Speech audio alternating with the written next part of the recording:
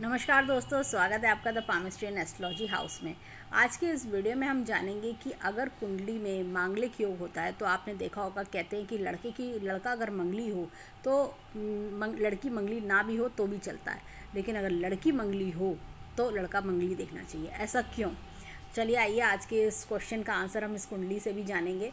देखिए, सबसे पहले हम जानते हैं कि मांगलिक योग क्या होता है। अगर कुंडली में कोई भी नंबर हो यहाँ पर, उससे फ़र्क नहीं पड़ता, लेकिन अगर यहाँ पे मंगल हो, इधर चौथे भाव में मंगल हो, 7वें भाव में, 8वें भाव में और 12वें भाव में मंगल हो तो मांगलिक योग बनता है। कुछ लोग दूसरे भाव को भी लेके चलते हैं, तो इस तरह से हम देखते हैं कि कुंडली में ये मांगलिक योग बनाता है। अब मांगलिक योग क्या होता है कि मंगल की जो एनर्जी होती है ना, वो तेज़ हो जाती है और इंसान की स्पीड बहुत तेज़ होती है, एनर्जेटिक बहुत होता है, उसको जैसे फिजिकल वर्क करने की आदत बहुत होती है, फिटनेस फ्रीक होता है, इस तरह के इंसान होता है। और कई बार ऐसे लोगों का गुस्सा भी तेज़ होता है। और होता क्या है कि ऐसे लोग क्या होता है कि कोई भी काम में लापरवाही बर्दाश्त नहीं कर पाते। अब होता क्या है कि देखिए, जेंट्स के लिए क्यों कहा गया है कि अगर कोई जेंट्स कोई मेल है तो वो मांगलिक है, लेकिन अगर वाइफ नॉन मांगलिक है तो भी चल जाता है।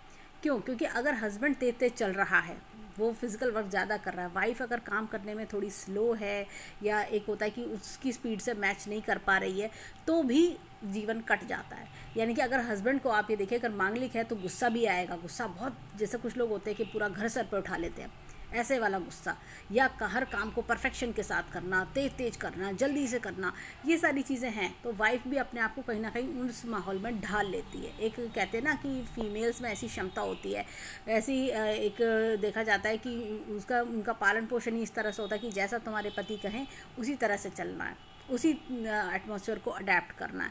तो वो उस माहौल में अपने आप को ढाल लेती हैं, उन्हीं तौर तरीक़ों को अपना लेती हैं।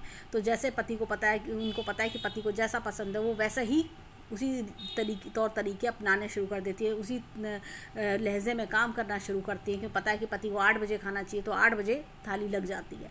तो इस तरह की चीज़ें होती हैं। लेकिन वहीं अगर लड़की मांगलिक हो तो लड़का मांगलिक ही चाहिए, उसमें नॉन मांगलिक नहीं चलेगा। ऐसा क्यों? क्योंकि लड़की के साथ भी यही होगा, लड़की की स्पीड तेज़ होगी, वो फिटनेस फ्रीक होगी, वो चाहेगी कि घर में बिल्कुल जैसे मैं चाह रही हूँ वैसे ही काम होना चाहिए।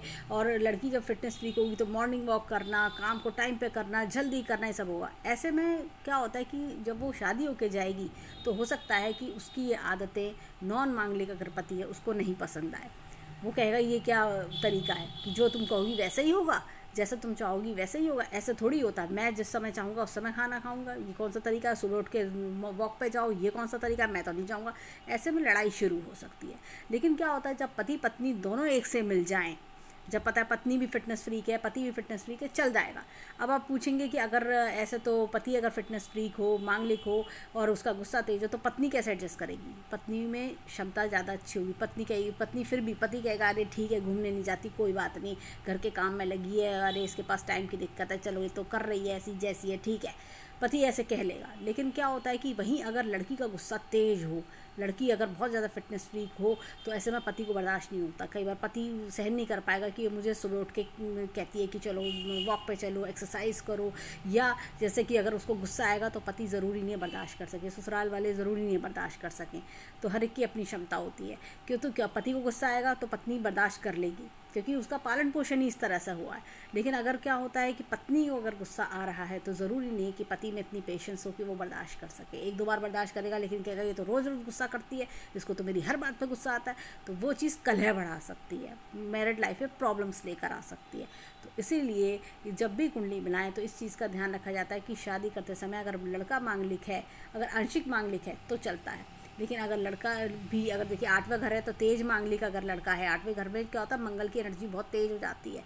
तो अगर मांगलिक है तो हम लड़की मांगलिक ही देखते हैं। लेकिन अदरवाइज़ अगर इनमें से किसी भी घर में मंगल है तो लड़की नॉन मांगलिक भी हो तो भी चलती है। लेकिन लड़की के लिए 100% लड़का मांगलिक ही देखना चाहिए, जिससे कि शादी सफल हो सके।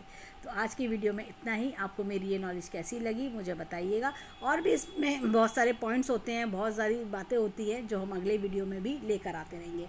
अगर आप चाहते हैं कोई और टॉपिक जिस पर हम वीडियो बनाएं तो हमें ज़रूर कमेंट सेक्शन में बताइएगा। आज के लिए इतना ही, धन्यवाद।